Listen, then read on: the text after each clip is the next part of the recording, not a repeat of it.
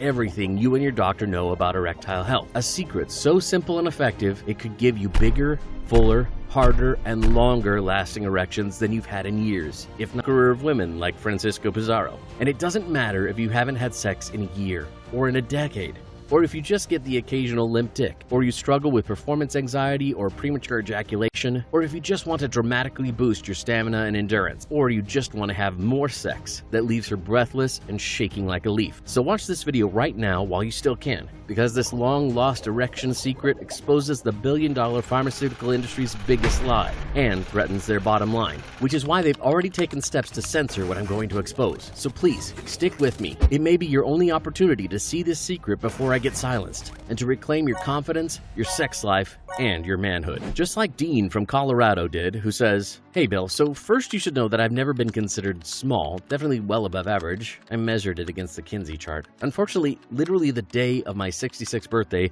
my dick pretty much stopped working, at least like the way it used to. Flimsy and weak hard-ons became the norm, to the point where my wife started jokingly referring to it as Gumby. Eventually, it got so bad that I had actually scheduled penile implant surgery. For those who don't know, you actually have to pump your dick up via a hidden button in your ball sack. Talk about an awkward moment of foreplay. Excuse me, babe, while I go pump up my dick. Anyway, 9 days before the surgery, I discovered your secret to waking it up naturally. And thank God I did. Because Bill, your secret works, and it makes me shiver to think about the life-changing trauma you helped me avoid. And I know this sounds hard to believe, but nowadays, my erections are harder than ever. I mean, harder than when I was 16. I'm serious about that, which has actually created a little bit of a new problem. Because your secret had made my dick this hard, it's actually bigger than it was as a young man. I'd say at least 15% bigger. I believe you called that full phallic potential, and frankly, it's been hurting my wife. So now we use lots of lube and go super slow, that way I don't break her in half. My point, it's a small price to pay to have my manhood back. Thank you, Bill. Thank you. And Steve from Florida says, I shot my first porn in 1979. In the adult industry, I'm what you call an old-timer.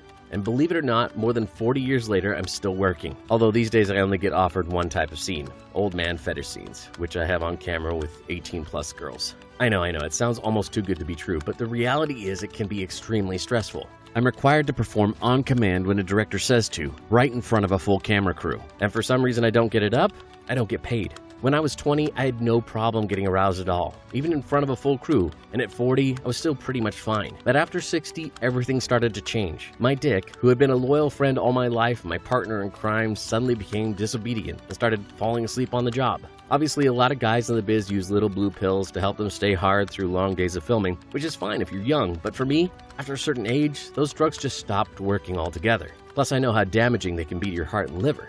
Fortunately, your slick dick trick worked better than anything my doctor ever told me about. In fact, now at 60, I get more compliments from young women in the industry than I ever did as a young man. And lately, my nickname on set has been Old Faithful.